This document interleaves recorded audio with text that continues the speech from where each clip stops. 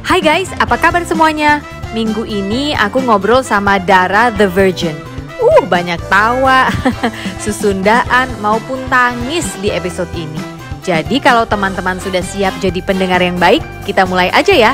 Dara the Virgin. Halo semuanya, kita bertemu lagi dalam Sofinavi Talks You Are Love. Hari ini saya punya tamu yang udah kenal lama ya, dari zaman panggung ke panggung dulu. Terus sebenarnya diam-diam juga satu label dulu ya ketika rekaman. Dia adalah Dara the Virgin. Halo, hai. Apa nama? Alhamdulillah pangestu saya. Sudah langsung ya, langsung sudah empire ya keluar ya. Aduh, ini air taruh dulu ke bawah ya, nanti kalau aus boleh minum. Dara, nama lengkap Dara Rizky Ruhiana.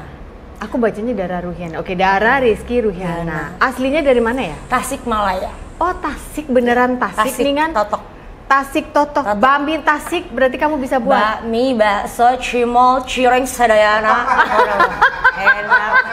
Pokoknya kalau seminggu ke Tasik itu nggak akan puas makan tuh, pasti nggak akan ada puasnya karena enak-enak. Shaker seblak juga kamu bikin ya? Bikin. Oh wow.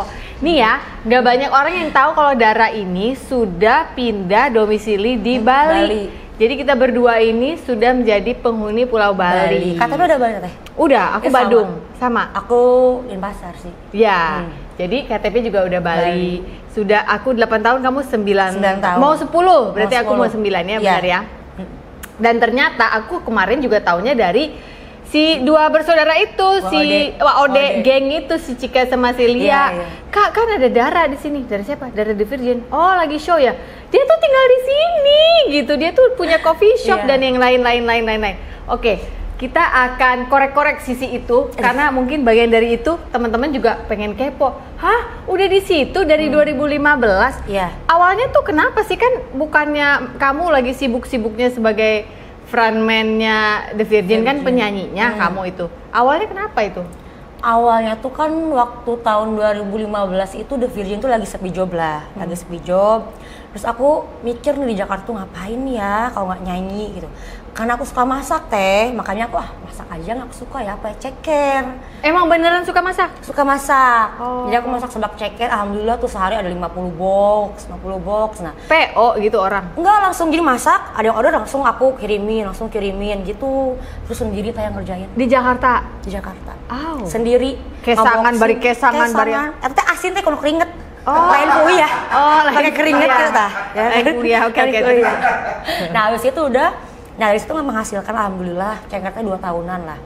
Dari situ ada teman bilang, kamu mendingan dari hasil ceker itu beliin mobil lah, bikin rental di mobil. Cuman kalau coffee-nya kan udah duluan tuh. Apa iya ya ke Bali aja pindah kali? Coffee udah duluan? Coffee yang di Bali ini? Coffee yang di Bali. Tapi kamu belum pindah ke Bali? Belum, masih baru berpartner balik lah. Terus bikin lah gitu. Jadi nggak ngejagain warung kopi gitu nggak ya? Enggak, jadi udah tinggal aja lah gitu. Lepas cuci tangan lah gitu udah. Pas gitu ya udahlah ke Bali aja. Pas ke Bali rental dulu, abis itu rental apalagi yang nyambung sama mobil nih, yang nyambung sama kopi apalagi. Oh iya, gimana kalau kita buka car wash. Jadi satu tempat itu kopi, car wash sama rental mobil di situ satu tempat. Oh, jadi orang kalau nyuci mobil pinter ya, orang nyuci mobil sambil nunggu sambil ngopi. Lamain aja cuci mobilnya biar ngopinya dua kali. Sambil makan ya kan. Itu bakal ada seblak nggak di situ, seblak ceker? Nah, itu seblak tuh pindah juga ke Bali. Cuman kan mungkin kalau di Bali itu peminatnya sedikit ya. Iya, memang budayanya nggak jajan ya di sini tuh ya. Cuman lumayan sih kalau misalkan, cuman kan kota-kotanya tuh kayak jauh ya kalau di Bali, misalkan Ubud kejauhan, terus ke Tabanan kejauhan. Kalau di Jakarta Uluwatu Komo. Namun di Jakarta kan luas ya teh, jadi bisa ke daerah kecil-kecil juga nggak gitu jauh lah gitu. Kalau di Bali kan tata deui yang pesen teh gitu loh. Iya. Sebenarnya karena mungkin penyebaran penduduknya yang geng jajan juga nggak kayak di Jakarta ya. Iya, bener. Jakarta sebenarnya jauh-jauh loh. Misalnya dari Alam Sutra nih beli nasi goreng kepengen kirim ke Ampera, jauh loh sebenarnya. Jauh sih. Cuma budaya jajannya lebih kuat daripada jarak tempuh cek urang mah. Bener juga nama gitu. Ini berteori. Eta gitu. Oke, jadi dari dulu memang kamu suka masak dan akhirnya dipindahkanlah menjadi kopi, makanan. Kalau teman-teman main ke Denpasar, coffee shopnya namanya Playboys Coffee House. Ada car wash juga di sana. Betul. Jangan takut ya, main ke sana ya. Nanti aku juga mau main ke sana. Kita balik ke cerita Dara waktu awal ada di dunia entertainment. Aku mah tahu Dara gara-gara Mamma Mia, ya kan? Sebuah lomba nyanyi antara ibu dan anak. Zaman film Mamma Mia ya itu ya? Enggak ya? Enggak deh kayaknya. Enggak ya? Tapi mungkin barengan ya. Aku kan Mamma Mia 2 aku. Diambil lah sama si Indosiar. Setelah zaman Afi-Afi kan nih, diambil lalu dibuatlah Mamma Mia. Jadi ibu dan anak nyanyi terus dilombain sama ibu anak yang lainnya.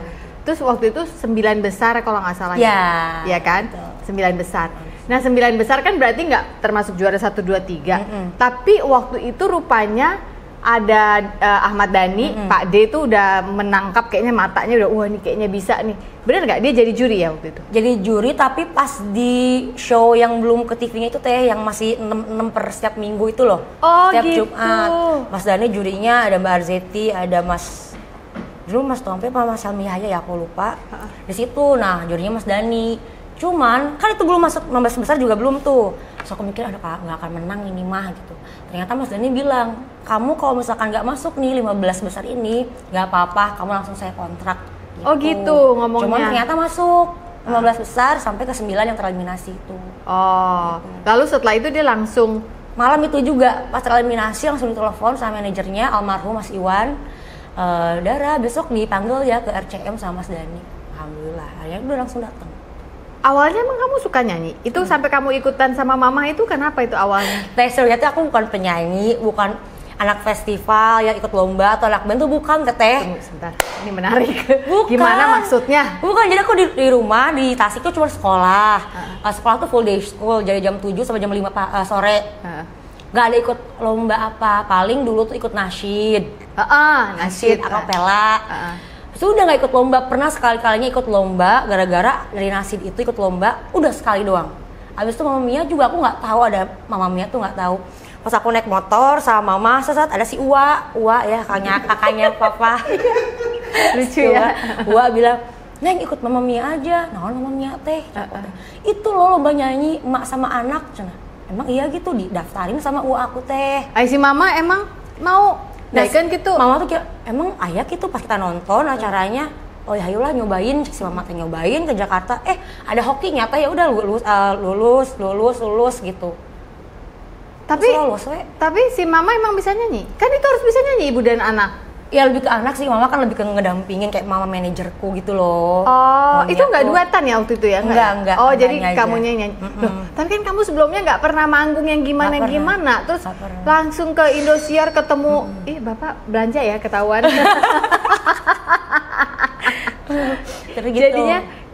Jadinya kan ketika kamu ada di panggung gitu ya, terus nyanyi segala macam kan itu lampunya juga beda tuh Dara. Iya, terus bener.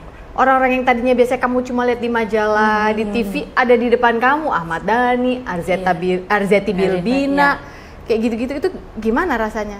Kayak ya mimpi sih ketemu orang-orang hebat gitu ya tanya. Cuma lucu nanya. Kan si papa teh dulu di Jakarta jualan handphonenya punya counter gitu. Jadi kan aku selalu pakai handphone tuh bekas yang di toko-toko itu. Terus kan suka ada galeri bekas orang yang dulunya nih. Terus aku lihat ada foto siapa ini, ternyata Mas Dhani. Oh, iya. Jadi yang punya handphone itu tuh, handphonenya itu kan dipakai sama aku gitu ya. Zaman Nokia dulu lah, Nubel gitu. Iya. Sama Dhani, oh ya udah we gitu. Udah. Terus aku juga nggak tahu lagu-lagunya teh. Si Ahmad Dhani Dewa teh nggak tahu lagu-lagu. Nggak tahu. Luar biasa. Terus dia gitu masuk tapi ada hokinya gitu loh. Pas manggung-manggung juga nyanyi yang lain kan cek sound misalkan ini cek mic, oh ini nggak enak sih ini mic ini aku mau udah jadi nyanyi lempeng nggak ngerti sound nggak ngerti gitu saya pengen denger ini di sini gitu kamu nggak ngerti sama sekali. Terus kamu berarti denger dari sini langsung sini dong? Iya jadi hebat malah sebenarnya. Jadi kayak udah nggak ngerti apa yang dilakuin juga saya nggak ngerti juga pas audisi lagu naon ya yang ada di otak dulu lagu apa ya dulu Pingkan atau apa tapi lolos segera teh pas lagi sekolah masuk cina ke berapa besar, loh, alhamdulillah masuk udah masuk, ya udah situ ke yang TV itu ya ada Mas Dhani itu, nyanyi di diary-nya Teh Mulan, Hai guys, terima kasih ya atas perhatiannya pada buku terbaru saya, Hati yang Gembira Adalah Obat, edisi Si Paling Overthinking. Makasih juga loh udah pada komen di saat aku muncul sebagai tamu di podcastnya teman-temanku. Nah, bila ingin memperoleh buku ini, bisa langsung saja dilihat list ini di toko-toko buku online di sini, atau kalau mau offline, silahkan dicek di toko-toko buku yang besar di kotamu seperti di Gramedia mungkin, itu juga sudah ada di sana. Selamat membaca. Ya ada Mas Dani itu, nyanyi di diary-nya Teh Mulan.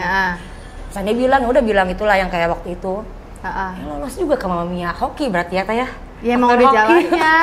Berarti makasih ke si Uwa. Ya Uwa makasih Uwa. Hatur nuhun Uwa. Coba kalau si Uwa nggak keidean. Yes. Ya kan? Iya, ide ini bagus si Uwa teh, berarti bener ya. Oke. Jadi itulah awalnya. Lalu dikontrak. Langsung dipertemukan sama Mita dong? Enggak. Oh, enggak. Jadi masnya itu nanya, kamu mau solo, duo, apa trio? Oh, Mas Dani juga belum tahu mau belum diapain tahu. ya? Pokoknya pengen kamu sebagai penyanyi mau Iya. diambil dulu. Terus aku bilang, trio sama siapa Mas? Dewi. Hah? Oh, Dewi udah ada duluan ya? Udah duluan. Kok Dewi? Ya kan Ina keluar, Teh Ina keluar. Terus aku bilang, aduh Mas. Ina Kamari ya dulu Kamari. ya? Enggak deh kayaknya. Bukannya nggak mau ya, cuma nggak pede Teh, aku bukan penyanyi. Gila, tiba-tiba ke Dewi gitu Dan ya. si Dewi usianya lebih tete-tete dari kamu kan? Jadi kamu mungkin suhu 16 takut tahun gitu, 16 tahun kan, deg-degan gitu ya. Enggak deh Mas, solo enggak juga. Kenapa? Nggak pede aku bilang. Aku bukan penyanyi, terus tiba-tiba ucuk-ucuk sendiri nyanyi, nggak pede. Ya udah deh duo aja, cakep Teh. Duo sama siapa? Oh ada nanti gitarisnya Triad Rock Indonesia dulu kan. Iya. Tadi kenalin deh. Oh ya udah deh gitu. Nah, ternyata Mita juga ada kandidatnya 3 orang tuh dulu. Ada 3 orang.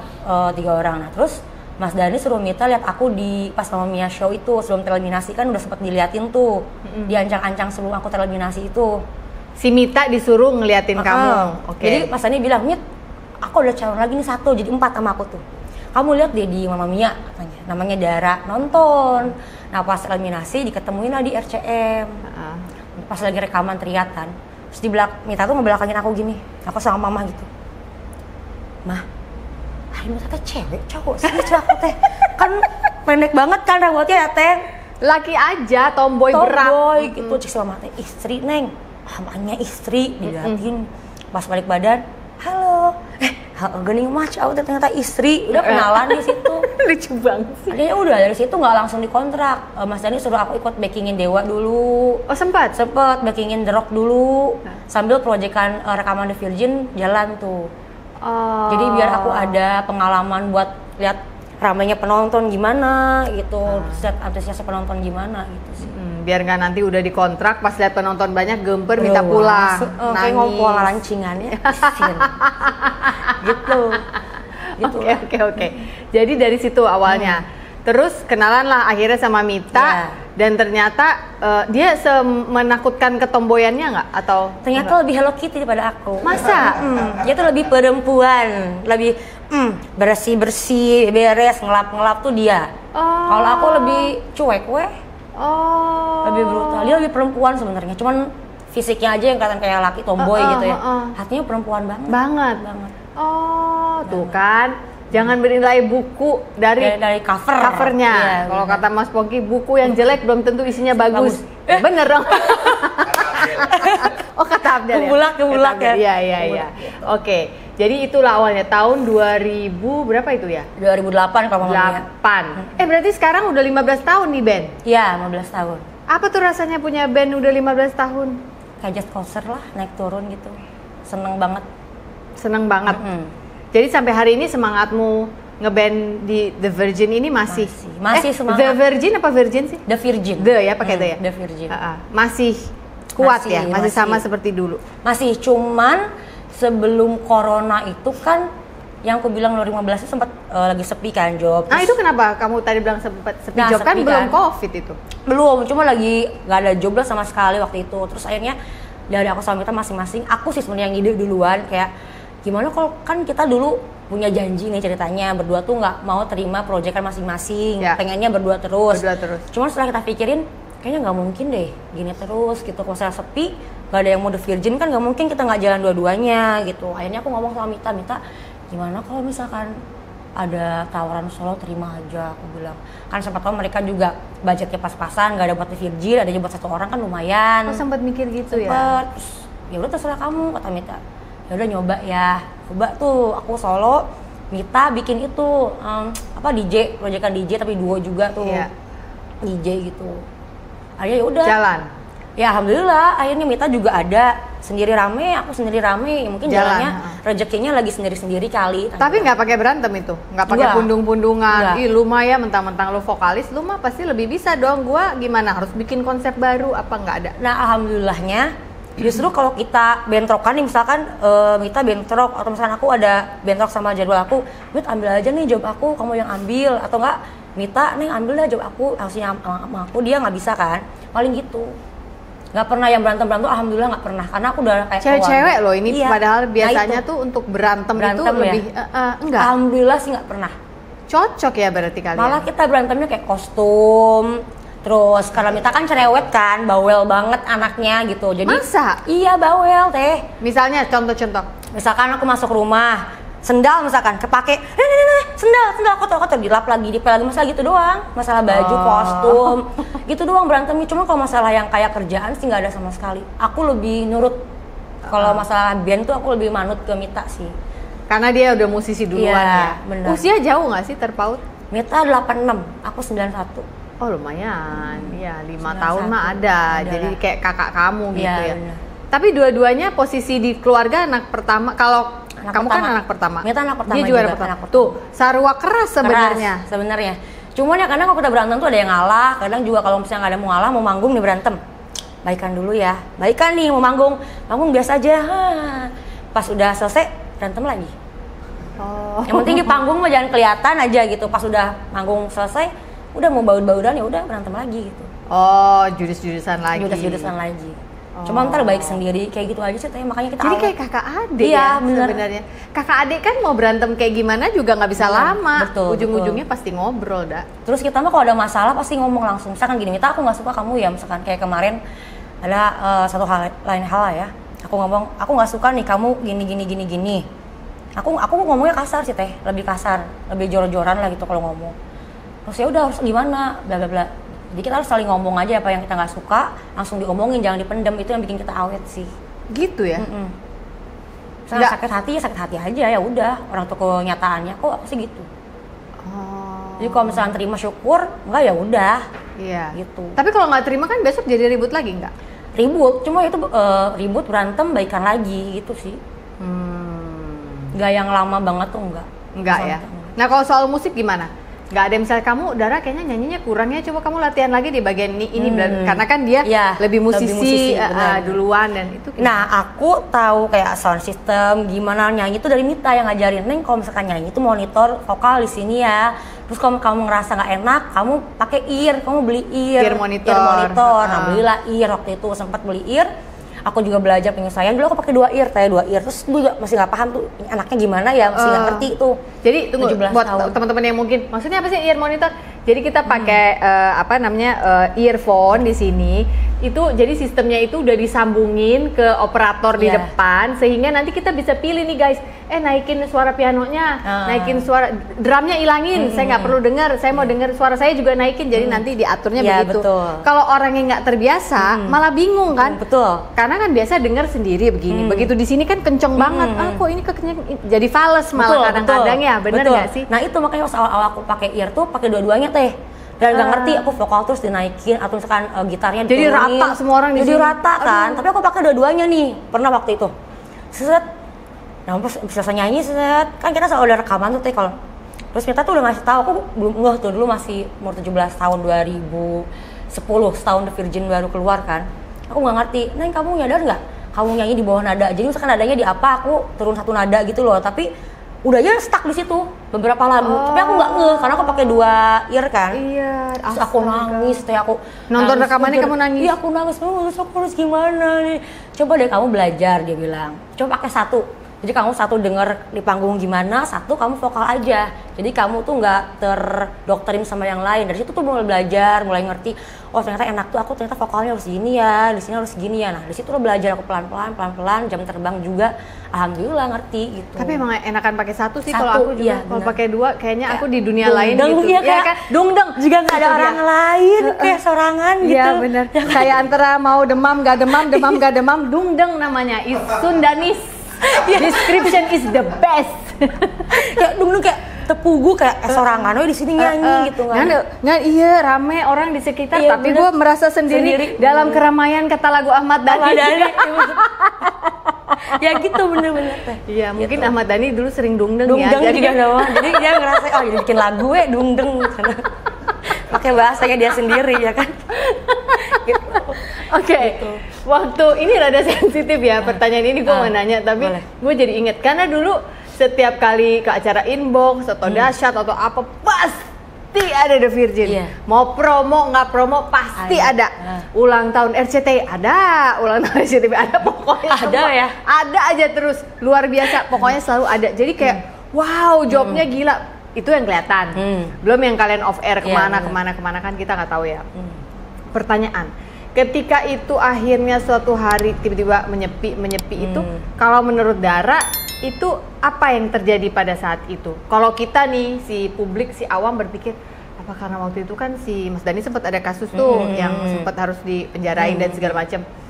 Apa karena itu juga efek, karena kan dia adalah kepala sukunya RCM dong gitu. Apa karena itu akhirnya semua secara energi juga drop gitu? Ya itu stay ngaruh ya. Itu ngaruh banget. Jadi cuma 1-2 gitu. Makanya aku yang cerita ke tadi, sempat kita nyanyi di Jakarta, terus sama bosnya itu kita dipanggil setelah perform itu. Bos apa? Bos klien yang ngundang? Klien yang ngundangnya itu dia manggil, terus dia bilang gini, tuh yang ngundang kalian, dia bilang Cina juga kan, dia bilang orang Cina gitu. Cina juga kan. Oh iya kok, bilangin tuh sama bos lu. Kita nggak tahu apa-apa ya, sampai ini ada ke bos lu gitu. Satu, yang kedua yang kita keluar kota ada di bandara tuh, nggak tahu dari mana tuh orang kan lagi di X-ray gitu, tas, Virgin, gimana bos lu? Nggak tahu pak. Masa nggak tahu sih anak buahnya, masa nggak tahu apa-apa? Langsung aja tinggal. Maksudnya tanpa Mas Dhani sadarin juga, kalian dibully ya? Kita kena efek sampingnya juga gitu, kena ininya juga. Cuman kan mungkin Mas Dhani juga banyak lain hal yang mesti dipikirin lebih penting kali ya, jadi ya udahlah kita aja yang terima resiko gitu. Tapi itu mah kataku ini aja apa beraninya mah perempuan. Coba kalau yang lewat Andra ya, apa cowoknya si Mas Andra atau siapa Yuke yang lewat berani nggak coba Mas Yuke foto bareng, ujung-ujungnya foto bareng. Iya, kita yang kena say. Kadang-kadang kayak gitu-gitu tuh gimana ya, merasa kalau ada di posisi yang orang tahu kita tuh kayaknya kita harus nahan-nahan diri, karena kalau kita bereaksi yang berlebihan juga ini. Sebenarnya mungkin nggak berlebihan, manusia biasa kan. Jangan gitu dong Pak, masa gitu aja Bapak, kan mungkin kita ngomong gitu biasa, langsung keluar kamera. Sementara orang-orang boleh ngomong, iya benar, seenaknya, karena nggak akan ada yang jejak digitalin mereka. Bener. Itu menyebalkan sekali. Kesel sih. Cuma yaudah setelah itu alhamdulillah sih mulai naik-naik lagi 2017 awal lah, 16 akhir ke 17 awal tuh mulai ini lagi, kan kita ada single lagi, album lagi, lumayan ngangkat lagi tuh alhamdulillah. Sampai sekarang. Sampai hari ini. Kalau jiwa dagang kamu itu dari mana itu aku mau tahu? Apa karena papa dagang handphone, lalu kamu juga berpikir hidup ini untuk membiayai hidup ini harus dagang, akhirnya keluarlah si sebelah, keluarlah si perkedel Bondon, bikin nggak perkedel Bondon? Itu perkedel sendiri aja, buat perkedel Padang gitu ya sendiri. Nah sebenarnya tuh dari aku kecil, story aku kecil SD itu, aku tuh demen banget ya, kayak misalkan aku beli kacang sukro gitu, aku beli yang bungkusan, terus aku packing ulang teh, yang pasti kecil terus aku pakai lilin. Terus aku bawa ke sekolah, aku jualin. Serius? Iya. Kamu lihat di mana itu orang bikin itu? Terus ide aja. Cuma kan si mama suka bikin apa namanya keyek, pakai plastik digituin. Jika nama resep merenya. Niatnya cuma main-main anak kecil lah ya teh. Cuman ya udah. Terus si mama kan demen ini bikin es juga, es lilin gitu, yang es buah-buahan, es buah-buahan manis gitu. Dimasukin plastik panjang. Gitu. Terus aku bawanya tempat esnya itu termosnya titip ke kantin. Bu titip ya. Udah pulang-pulang bawa uang. Itu apa aja diuangin aku mah. Terus beli kerupuk. Ngajarin? Nggak ada. Beli kerupuk mentah, digoreng sendiri pakai kompor anak-anak yang kecil ya. Dililingin dijualin lagi. Sambil gitu. Sambil sekolah. Itu cuannya dipakai apa? Buat jajan sendiri. Happy kamu? Happy. Dulu kan masih selawe ya, 25 perak. Selawe 100, dulu bekal ke sekolah aja 1.500 perak. Kalau sekarang mah nggak ada apa-apanya ya. Jadi udah bekal jajan buat diri sendiri. So bilang nih ngapain sih jual-jualan gitu, katanya kayak nggak ada uang aja.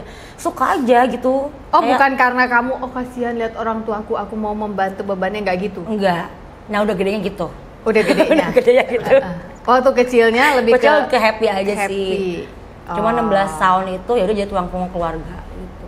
Ya, nah itu tulang punggung keluarga. Apakah karena kamu anak pertama, lalu kamu melihat sepertinya aku berada di sebuah posisi di mana aku bisa meringankan beban keluarga atau apa waktu itu?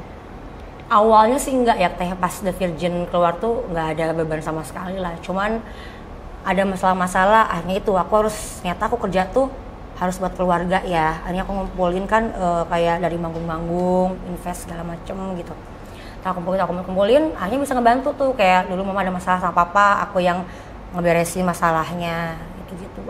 Pokoknya panjang lah kalau keluarga mah ada aja. Anak pertama banget ya? Anak pertama banget. Saya bisa paham. Anak pertama banget. Saya sangat bisa paham. Banyak lah. Iya. Dari pahit-pahitnya ya.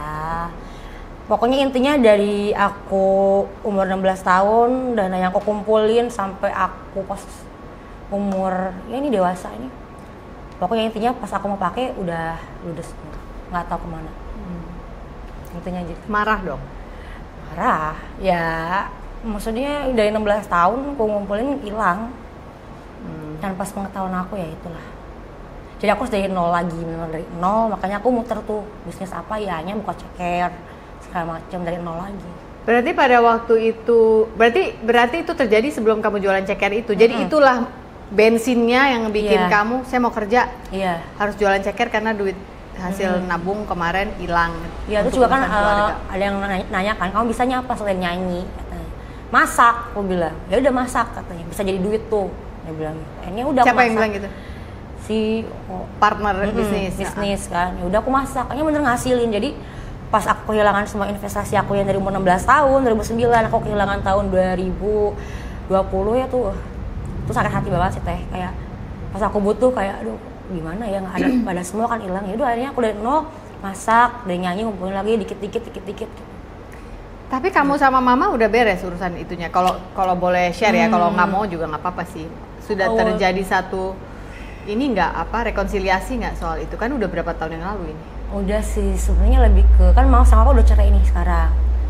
Itu aja sebenarnya lebih ke dua-duanya sih. Cuman aku lebih nggak terimanya ya, maksudnya kenapa sih hasil dari anak lu yang dari umur 16 tahun tuh kok bisa nggak ada sampai sekarang, yang pas aku butuhin tuh nggak ada gitu. Makanya mungkin Tuhan ngasih rezekinya, Allah ngasih rezekinya pas kemarin pas corona tuh berasa banget kalau tuh nggak ada job sama sekali kan, nggak ada job sama sekali. Apalagi di Bali. Iya, apalagi di Bali. Tapi alhamdulillah ternyata masuk endorse yang nilainya tuh alhamdulillah banget, itu manggung bisa berapa tahun gitu. Oke, masuk pas awal corona itu benar-benar masuk, merinding aku masuk endorse. Hai guys, terima kasih ya atas perhatiannya pada buku terbaru saya, Hati yang Gembira Adalah Obat, edisi Si Paling Overthinking. Makasih juga loh udah pada komen di saat aku muncul sebagai tamu di podcastnya teman-temanku.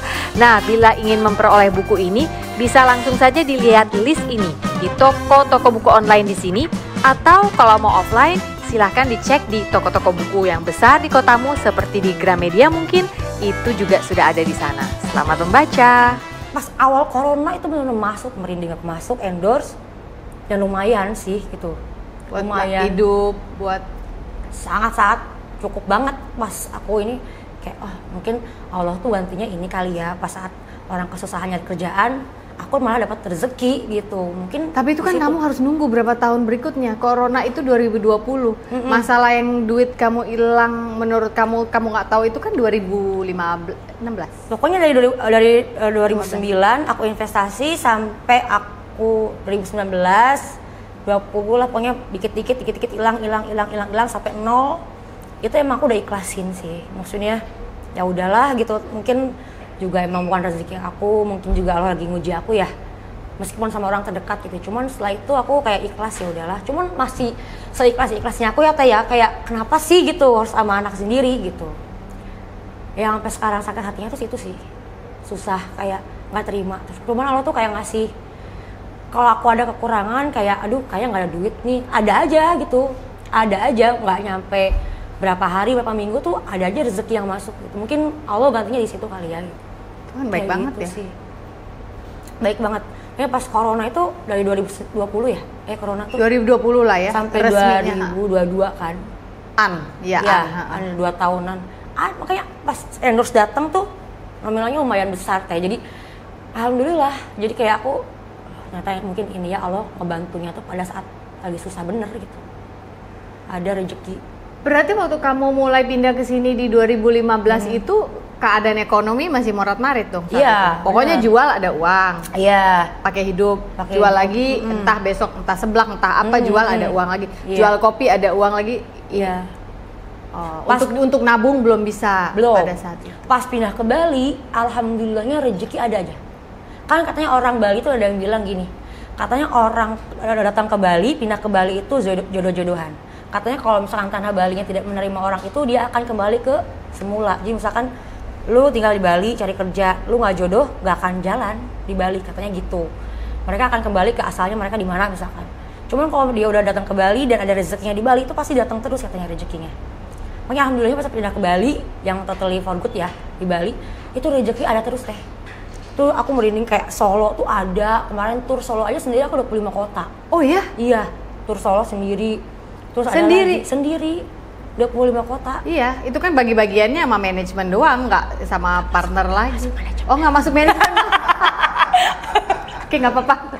Gak masuk manajemen, iya. jadi ya berarti ya band, kru, yalah. Ya kru aja, itu udah gitu doang. Jadi alhamdulillah dari situ mulai nabung Teh. Nah dari ada tur itu aku nabung, ada tawaran lagi sama orang lain, nabung di Virgin juga jalan, alhamdulillah nabung. Udah akhirnya kekumpul buat tabungan, ada tuh. Wow, tahun berapa itu berarti? Kamu mulai akhirnya, duh makasih ya Tuhan. Sebelum corona tuh udah tur sih. Udah tur. Turnya tuh sebelum corona itu. Yeah. Sebelum corona, nah pas tur itu di titik terakhir pas itu corona tuh pas pertama kali. Untungnya manggung tuh masih jalan tuh. Iya. Lalu udah semua. Stop. Gak apa-apa lah, masih ada uang tur. Ada uang tur udah. Lalu ternyata Allah ngasih rezeki lagi. Jadi double lewat kill. Si endorse itu tapi kayak aku, duh kok alhamdulillah banget gitu. Jadi ya udah weh di rumah. Tapi kalau bisa diinget-inget pada saat itu kamu udah dalam kondisi mental yang apa ya, kalau kata orang ikhlas.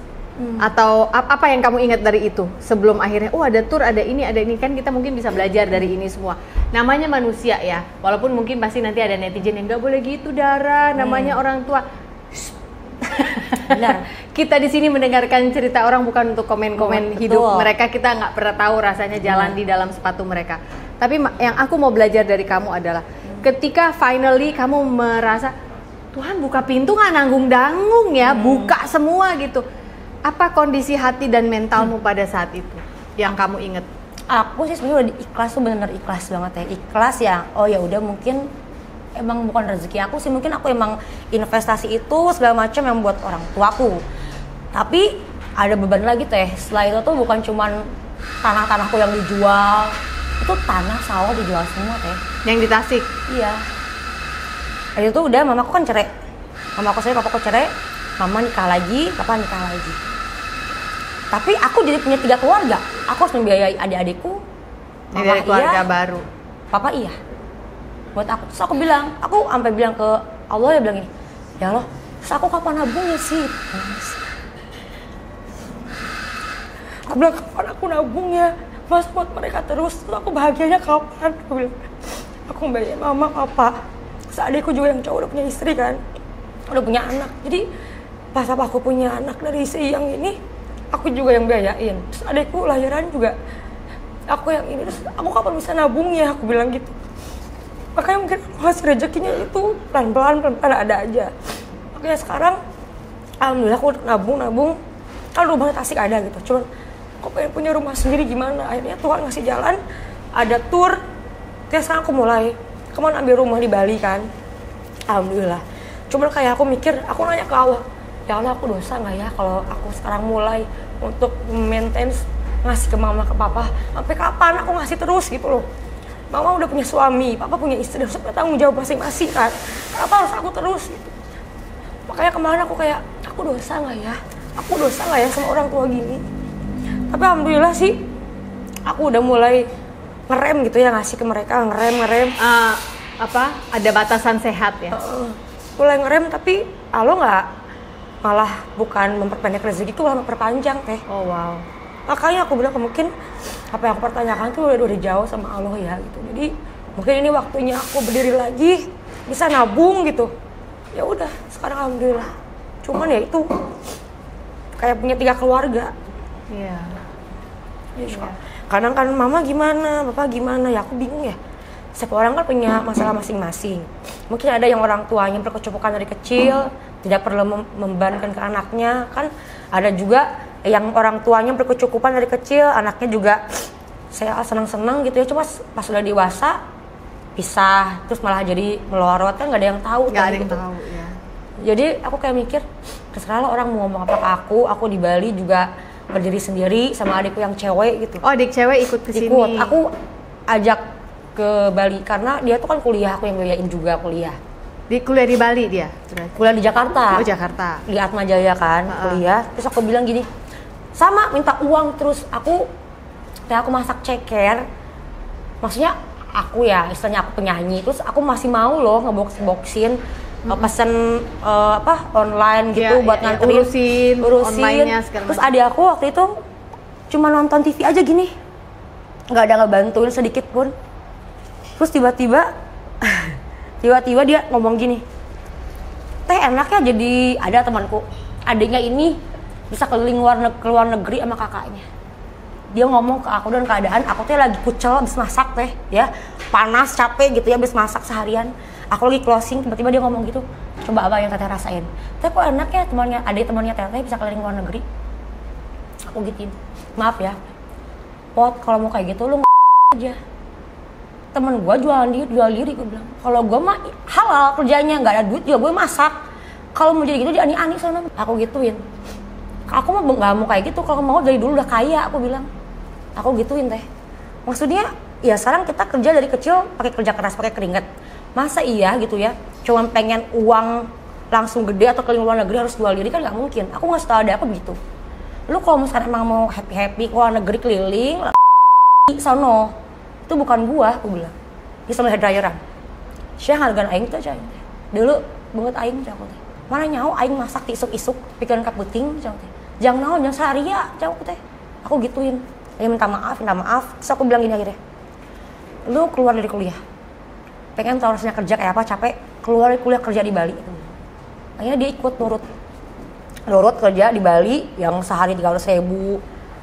Rasain kan capek kerja kayak apa, aku bilang. Kerja apa dia waktu itu? Dia dulu di klub gitu sih, kayak apa, servis gitu loh ya. Servis terus pindah, sekarang di Nusa Dua kerja. Bagus sih bagian event segala macam, naik. Dan dia juga rezekinya bagus tuh ya. Pas ke Bali, aku akhirnya gini, mana enakan kerja apa kuliah? Dia bilang enak dua-duanya. Ya udah kalau mau kuliah pakai duit sendiri. Sekarang udah bisa kerja kan? Ngomong gitu. Aku ngomong gitu, udah bisa kerja kan? Nah sekarang aku dari umur 16 tahun, Pot. Aku kerja dari umur 16 tahun buat kalian semua. Nah kamu harus tahu, aku bilang. Susah kerjanya, susah nyari duit tuh kayak gimana, aku bilang. Udah ngerasain kan? Itu tuh aku sampai, aduh masalah keluarga juga banyak banget deh. Itu sampai sekarang aku nggak begitu akur sama keluarga dari papa sih. Dari papa. Karena ada omongan yang gak enak lah, ngomongin masalah duit. Ya karena kan tanahku kan dijual tuh. Ya. Cuma papaku udah baik-baik aja sekarang, udah ikhlas, jadi udah hubungannya masih baik sih sampai sekarang tuh. Sampai aku giniin itu ke uakku, aku bilang bukan masalah uang, tapi masalah tanggung jawab keluarga, bapak sama anak-anak. Aku bilang kalau masalah duit mah gampang, kakaknya papa lah aku gituin teh. Saking aku capeknya teh, udah gitu disalahin. Bayangin aja aku dikelilingin sama keluarga, terus diomongin dalam hati, pada saat lu susah juga siapa yang ngebantuin? Maksudnya kayak masalah duit sampai sekarang aku makanya malas pulang ke Tasik tuh gara-gara itu sekarang. Kan banyak yang nanya, Neng udah lama nggak pulang ke Tasik, udah berapa tahun? Males, aku bilang. Lebaran kemarin juga nggak pulang. Udah 3 tahun, ngapain? Aku pulang ke Tasik. Lah mereka bukannya ngejelek-jelekin keluarga sendiri ya, mereka pada saat susah nyarinya aku. Sekarang pada saat mereka naik, aku lagi di bawah, ya keluarga kita lagi di bawah, malah ngeluin. Kemana aja dulu gitu loh. Jadi sekarang aku males. Papa aku sampai bilang, ya udah sini musyawarah keluarga, males. Karena aku udah sakit hati banget, aku bilang. Tapi itu sama yang keluarganya ya. Tapi kalau sama papahnya sendiri udah beres. Udah beres. Neng sama mereka. Udah ada rekonsiliasi, udah maaf-maafan. Sama mama juga udah beres.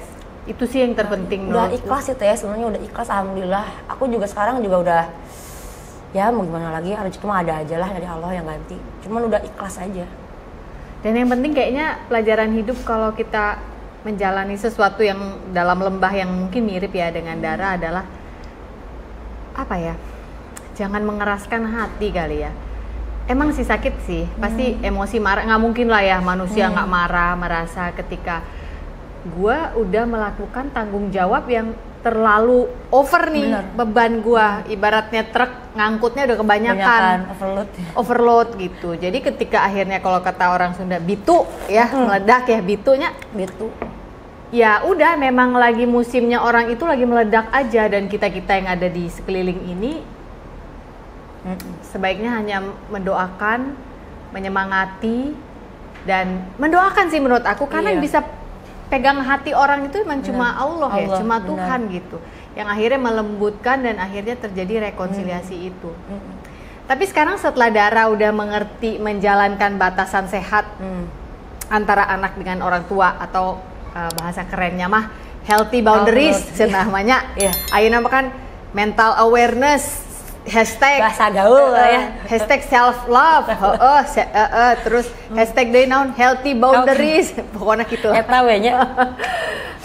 Rasanya lebih ringan nggak melangkah? Lebih ringan sih. Lebih ringan. Karena aku juga udah beban aku tuh udah kayak berkurang. Kayak aku dari titik ya udahlah, mereka udah punya tanggung jawab masing-masing, masa sih iya aku begitu terus gitu ya. Jadi sekarang aku udah ringan aja teh, mau ngelangkah juga aku mau ngelakuin apapun jadi ringan aja gitu, nggak begitu berat lah pundaknya gitu. Dan ini juga penting aku rasa ya, kayaknya budaya kita di Indonesia itu sangat mudah kita itu keliru mengartikan mengabdi kepada orang tua itu adalah seumur hidup bekerja untuk orang tua. Padahal itu dua hal yang berbeda. Mengabdi betul, menghormati orang tua, menyayangi, merawat itu betul.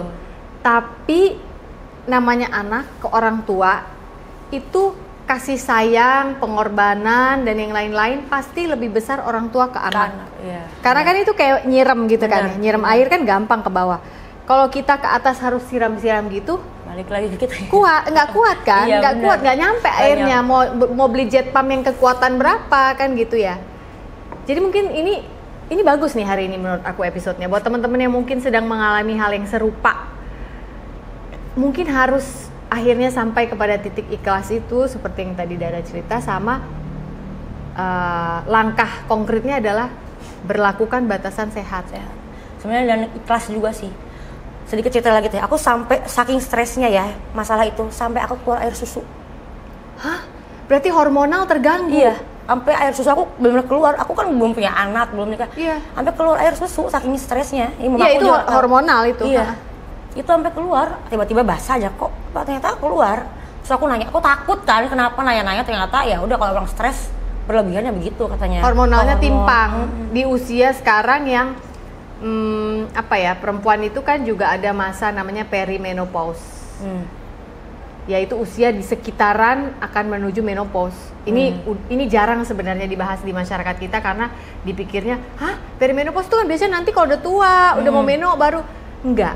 Stres, penyakit, hal-hal yang hidup selalu dalam ketegangan itu juga bisa berkontribusi terhadap ketimpangan hormonal yang akhirnya membawa kita lebih dekat kepada menopause itu lebih cepat. Nah, tapi kabar baiknya adalah, again saya bukan dokter ya. Saya cuma senang aja belajar soal hal-hal begini. Itu tetap bisa di reverse sih menurut aku ya. Kita harus ubah pola hidup kita.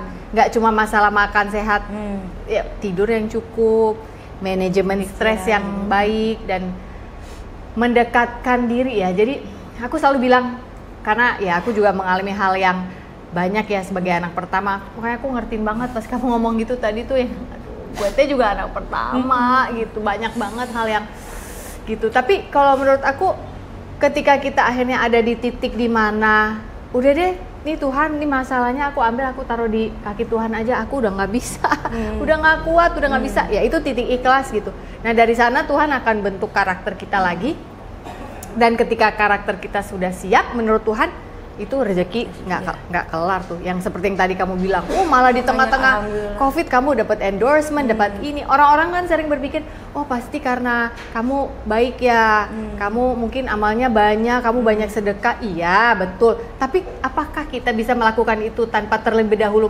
merasakan cinta kasih dari Allah gitu? Nggak bisa. Jadi memang harus ada di titik yang, ya deh udah nih taruh semuanya. Nggak bisa, udah nggak bisa. Benar.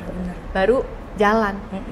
Jadi sekarang hidupmu udah lebih ringan ya? Si teteh ini udah lebih, aku punya kemauan ini, aku punya cita-cita ini, aku mau coba jalankan gitu. Bener. Sekarang kalau mau apapun ya, aku beli saya mau ngapain. Kalau dulu kan di pepet-pepet gitu ya, jangan. Kalau sekarang lebih menyenangkan diri sendiri, biar aku nggak stres, biar nggak ada beban juga, biar lapang gitu ya. Jadi udah apa yang aku mau lakuin, aku lakuin sekarang. Nggak mikirin ntar gimana, lurus aja udah. Ini aku mau apa ya aku jalanin. Yang cari duit gue, masa gue nggak seneng sih? Kebetulan emang kamu juga dikasih bakat bisnis, pinter ya. Segala dijual laku aja. Amin. Kayaknya kamu mah sampai segala car wash, segala apa. Amin. Rental mobil lah apa tuh kan. Teman-teman nggak tahu kadang-kadang di balik apa ya, persona orang yang kita lihat di sosmed atau bahkan di panggung. Kita mikirnya enak ya jobnya, wow, sekali nyanyi dapat duit segini, padahal mah batinnya eta berat. Iya, karena begitu terima itu udah langsung ada pos-posnya tuh ya.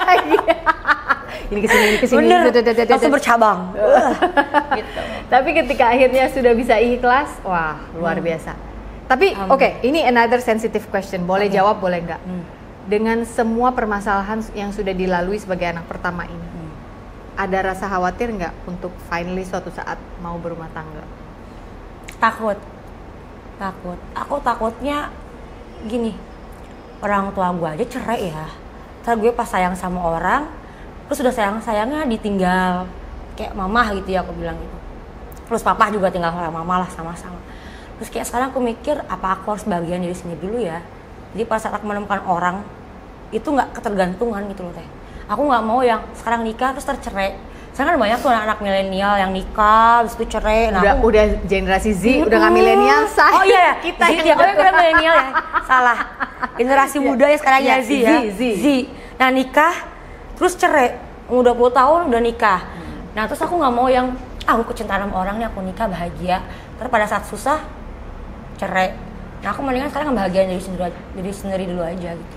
Masalah nikah antara nih, si papa juga, nih kapan nikah, dia bilang, ya ntar, keburu papa tua, ya udah tua mau gimana, nggak bisa maksa ya, kebahagiaan kan bukan patokan dari pernikahan, belum tentu orang yang nikah juga bahagia, udah aku gitu aja sih sekarang. Makanya orang kok belum nikah sih, umur udah mau 33, ya sekarang kamu nikah bahagia nggak? Sekarang ada yang mau nikah bahagia nggak? Sekarang aku gitu sih, dengan aku sendiri tapi bahagia daripada misalnya ada pasangan tapi aku nggak bahagia. Berarti emang belum siap ya, karena kan perlu ruang perlu space untuk hadirnya orang baru lagi. Kalau kita boleh hayal-hayal, tipenya kayak apa? Kepengen? Nah, aku nggak ada tipe, makanya kalau nanya punya tipe nggak. Cuma aku kalau udah yang nggak klik, berarti harus ngobrol. Kalau nggak klik tuh kayak, kayaknya ada nih sesuatu itu. Suka aku. Ngobrolnya apa misalnya senengnya? Gak dari ngobrol sih, dari ngeliat terus kayak gini aja. Terus kalau misalnya ngobrol apapun tuh nggak harus ngobrol yang ke arah mana tuh nggak. Cuma kalau aku kayak, kayaknya ini aku suka deh, kayak gitu sih. Kayak gitu. Tapi sampai dengan saat ini masa nggak ada yang deketin? Pasti ada dong. Ada, yang deket mah ada. Cuma nyoba-nyoba apa gitu. Ada. Jadi kamunya lebih nutup saat ini? Lebih nutup dan lebih nggak mau terlalu terbuka, takut sakit. Hai guys, terima kasih ya atas perhatiannya pada buku terbaru saya, Hati yang Gembira Adalah Obat, edisi Si Paling Overthinking. Makasih juga loh udah pada komen di saat aku muncul sebagai tamu di podcastnya teman-temanku. Nah, bila ingin memperoleh buku ini, bisa langsung saja dilihat list ini di toko-toko buku online di sini, atau kalau mau offline, silahkan dicek di toko-toko buku yang besar di kotamu seperti di Gramedia mungkin, itu juga sudah ada di sana. Selamat membaca. Lebih nutup dan lebih nggak mau terlalu terbuka, takut sakit gitu, kayak takut aja gitu, nggak ngerti. Berarti masih ada PR ya, Dar? Bagian itu masih harus diselesaikan dengan diri sendiri dan dengan Allah, supaya ada titik ikhlas juga yang di situ. Yang kemarin kan titik ikhlasnya di finance. Sekarang di pasangan. Si mama juga suka ngejodoh-jodohin gitu kan. Aku bilang, "Ma, kalau emang mama mau jodohin aku sama cowok ini, aku suka gini iseng. Mama aja yang nikah sama cowok itu, ngapain nyuruh-nyuruh aku?" Aku bilang. Dia kan ada ngangkat derajat, Neng segala macam gini-gini gitu. Mah, kalau ada jodoh mah gampang, Mah, aku bilang. Aku suka bercandain gitu sih. Mama aja yang nikah sama itu laki, aku bilang. Aku suka gitu sih bercandainnya. Jadi ya udah, sekarang mama papa juga lebih ke ya terserah Neng lah gitu, lebih ke situ sih. Tapi si mama papa udah pernah ke Bali? Udah. Papa yang belum. Oh, papa belum, mama udah. Mama udah. Oh, berarti ya udah udah rekonsiliasi. Udah. Cuma kamu males ke Tasik, belum bisa ke Tasik karena lebih ke keluarga besar itu aja kan. Kalau ke papa sih ketemu sering, ketemu pas ke Tasik juga nemuin gitu. Cuma kalau ke keluarga kayak khususnya keluarga papa ya kayak nanti terlalu aja sakit sih omongannya gitu, jadi ntar aja. Tapi kadang-kadang kan yang katanya duri dalam daging itu justru bukan keluarga kandung, maksudnya bukan kandung, yang lingkar luar gitu. Iya, yang dalamnya justru. Kayak masih susah nerima sih aku, masih sulit. Ngomong-ngomong soal cinta Terlarang 2 itu kan kemarin keluar tuh singlenya The Virgin. Itu sequel. Kan yang pertama kan itu kan yang Tuhan, gimana lagunya? Berikan aku. Ada Tuhannya kan? Ada. Di depannya ada Tuhannya itu. Nah, sebenarnya tuh Cinta Terlarang 2 itu judulnya tuh nyusul. Yang kedua ini? Iya, nyusul. Jadi lagunya udah jadi teh, aku udah rekaman, tapi judulnya belum ada. Dan aku pas rekaman pun nggak tahu tuh judulnya Cinta Terlarang 2. Nah, pas rekaman nyanyi weh. Nyanyi weh. Cek minta teh, Neng. Ini gimana kalau judulnya Cinta Terlarang 2, kan sama tuh katanya isiannya mirip-mirip katanya. Oh ya udah dibikin, cuma persi ngebeatnya kan yang sekarang. Jadi ya udah dibikinin gitu. CT2. Dan video klipnya juga. Nah, itu yang ngidein tuh dari timnya Anaknya Bapak yang baru kan ada Naga Suara itu ngidein. Pak Rahayu adalah apa sih Bapak direktur bukan sih dia apa ya? Pemilik Naga Suara Records ya. Dan sekarang udah turun ke anak ya yang mengurus. Nah, waktu itu gimana si Bapak yang Anaknya Bapak yang timnya Anaknya Bapak tuh yang bilang gimana kalau video klipnya dibikin kayak agak mirip-mirip sama Cinta Terlarang 1 Ya udah, hanya ada beberapa adegan yang mirip tuh teh, yang buka kulkas, yang dipeluk sama cowok gitu. Mungkin biar nge-remind orang-orang yang dulu tahu The Virgin, sekarang di-refresh lagi, oh ya masih ada ya The Virgin. Atau misalkan anak-anak zaman sekarang yang ABG yang masih 16 tahun, kan mungkin dulu masih kecil ya, masih bayi gitu. Sekarang masih fetus nih kan meren. bahkan masih. Nah, sekarang kayak ini loh, ada duo cewek yang masih awet sampai sekarang, belum pernah ganti personal gitu ya. Ada yang itu kan memang yang Dara dipeluk terus ceritanya ngelihat gitu kan. Nah, itu yang jadi di remind lagi. Betul. Oh, tapi kalau lagunya mah beda kan ya? Beda. Nggak ada mirip-mirip kan? Nggak ada. Sama sekali. Nggak ada. Jadi nanti bakal diperkenalkan sebagai Cinta Terlarang 2? Udah keluar kemarin, udah rilis, video klipnya juga udah keluar. Berarti ntar lagi keliling dong? Zaman sekarang kan nggak keliling radio amat ya? Keliling podcast meren? Podcast, tapi kita masih terima, kita masih mau untuk keliling radio. Kemarin Cinta Terlarang 2 kita keliling radio di Bali. Di Bandung. Nanti insya Allah Juni bakal keluar lagi single untuk album. Cuman mungkin insya Allah kayaknya ini recycle. Lagu lawas. Lagunya siapa? Belum boleh ngomongnya. Belum. Ada nanti. Ada ya. Dan ini masih di bawah RCM berarti. Masih. Republik Cinta Manajemen. Ini ya apa namanya, awet ya? Sama Pak D ya. Awet ya manajemennya sama Pak D ya. Awet kita sama Pak D tetap cinta. Pak D pernah dikasih makan seblak nggak? Seblak enggak, Teh Mulan pernah. Oh, Mulan. Oh iya dong, kan sebagai sesama West Japanese. Ya, Garut kan Teh Mulan. Aku ngasih itu ceker. Teh Mulan. Resep gerah pasti. Resep. Ih, Teh Wulan ya, kalau gue manggilnya. Cik atuh ka dia iraha atau orang kudu ka Pondok Pinang ikut ya? Kemana? Pas Dewa kesini ikut. Gak tahu, gue nggak kepoin sih. Cuma kemarin pas yang ada Elo, aku nggak sempet nanya si Mas Dani bawa keluarga apa enggak. Lagian kadang-kadang kalau orang lagi tur gitu terus kita nanya bawa keluarga apa enggak, kayak terlalu kepo nggak sih? Bener-bener. Jadi kadang-kadang, jadi bener loh. Sofi Navi Talks ini tamunya itu bener-bener dikirim Tuhan. Kan orang suka bilangin, kan banyak yang liburan ke Bali, bisa kan kamu undang. Tidak semudah itu Ferguso. Kadang-kadang orang liburan juga nggak mau diganggu, udah. Pengen liburan doang gitu ya. Jadi kadang-kadang kalau memang kayak hari ini kita bisa syuting sama Dara, itu murni anugerah Tuhan aja yang mengantarkan dia ke sini, sama kayak semua tamu kita yang pernah ada di sini. Jadi mungkin one day Mulan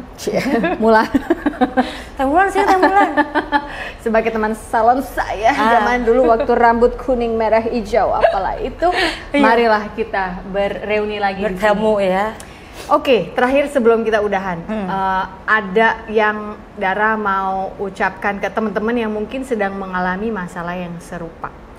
Sesama anak pertama mungkin, atau jangan-jangan bukan anak pertama, tapi dia harus step up, ambil beban itu karena anak pertama di keluarga dia tidak berfungsi gitu, malah kabur mungkin. Pokoknya buat anak-anak anak pertama ataupun mungkin kalian yang sedang menanggung beban hidup, keluarga ya terutama. Kalau dari aku sih intinya ikhlas. Mungkin pada awalnya emang berat, pasti kita kayak ngerasa gue nggak pengen hidup lagi deh. Hanya udah deh sampai di sini aja. Jangan, percayalah Allah tuh pasti akan ngasih jalan setelah kita mencapai titik ikhlas yang sesungguhnya. Kita bisa ngomong ikhlas di mulut ya, tapi di hati pasti beda teh. Cuman pada saat kita benar-benar ikhlas, Tuhan tuh akan ngasih jalan gitu. Percaya aja, ini mungkin ujian ya buat kita naik kelas lagi. Karena Allah tuh tidak akan ngasih ujian yang melampaui batas umatnya kan. Jadi kita percaya aja, ikhlas, terus kita juga harus kuat. Ada masalah nih, jangan kita tinggal, kita kayak masalah nih, bodo amat. Tapi nggak kelar-kelar, mendingan berat tapi kita tetap tetap hadepin meskipun sampai kita nangis darah, nggak apa-apa. Yang penting masalah itu cepat selesai dan kita akan dikasih ganti yang lebih-lebih dari Allah Subhanahu wa taala. Amin. Sorry, tadi mengenai yang waktu hormonal kamu timpang itu akhirnya harus berobat ke dokter ya berarti? Enggak sih, itu cuma 2 harian ya. 2 harian. Dan itu katanya bilang udah jangan stres. Hanya aku kayak kalem kayak ya udahlah, udah. Hilang sendiri sih, kayak stop sendiri. Oke. Tapi gitu. Kita perempuan harus rajin ya guys, memeriksakan kesehatan. Aku takut deh. Udah sini aku temenin. Jangan gitu. Tuh, langsung gue sebagai tete kakaknya keluar nih gue. Takut sebenarnya aku ya kayak harus endoskopi. Enggak endoskopi. Aku banyak itu penyakit yang apalah gitu kan. Harus endoskopi kan kalau lambung. Harus endoskopi enggak. Aku paling takut periksa. Bukan, aku kalau hormonal aku ngomongin itu loh. USG luar juga bisa ngelihat, ke dalam kan tinggal di udah sama saya ditemenin aja. Mumpung udah di Bali, gue mah gemes suka sama perempuan suka takut ke dokter kandungan teh. Sekarang aja nggak akan ada yang gosipin kamu, kita pakai masker aja supaya orang kenapa tuh kok belum nikah ke dokter kebidanan. Maaf ya, dokter kebidanan itu nggak hanya buat orang yang udah nikah. Kalian juga harus mau rajin memeriksakan kalau ada yang ngerasa gimana, apalagi kalau sudah menstruasi ya harus periksa lah, harus tahu. Apalagi aku kalau mens teh bisa 2 bulan 3 bulan nggak mens. Nah iya, itu harus diperiksain ketimpangan hormonal dan yang lain-lain. Itu kita simpan buat lain. Kenapa jadi bahas? Nggak bahas nanti jadi tunggu sebentar, aku punya kado buat kamu. Bapi boleh minta buku nggak? Jadi ini, Hati yang Gembira adalah obat ya. Aku berharap. Habis launching yang kemarin ya? Judul bukunya Si Paling Overthinking. Anak pertama teh overthinking. Bakat. Jeng. Masalah dipikirin. Jadi semoga berkenan. Amin. Ya. Ini sambil santai-santai dibaca. Sambil ini gampang nggak bacanya, nggak ribet. Orang yang nggak suka baca pun bisa baca, kayak baca caption aja sebenarnya gitu. Siap. Dan aku kepengen kalau aku boleh diizinkan menguatkan kamu adalah hati yang gembira adalah obat. Itu gembira itu yang aku tulis di sini adalah sukacita sebenarnya. Dan sukacita itu sebenarnya sudah diberikan oleh Tuhan di dalam setiap dari diri kita di hari kita dijadikan di kandungan ibu kita. Terlepas dari nanti Tuhan tahu di umur segini dia bakal ada beban ini, di umur segini dia bakal bangkang aku, dia bakal kurang ajar sama orang tua, dia bakal ini, bakal itu. Percaya kalau sukacita itu sudah ada sejak hari pertama Tuhan menciptakan kita, dan kita tinggal menemukannya. Nggak usah susah-susah cari, gue mau happy, enggak. Tinggal cari ke dalam, lalu nanti setelah tenang kita juga ngambil langkahnya lebih ringan. Gitu. Ya, hari ini bukan hari yang baik untuk menyerah. Katakan itu setiap hari. You are loved. Sampai jumpa. Thank you. Coba antar anak pertama ini berpelukan. Oh, duh. Gitu lah. Ya, saya sangat bisa.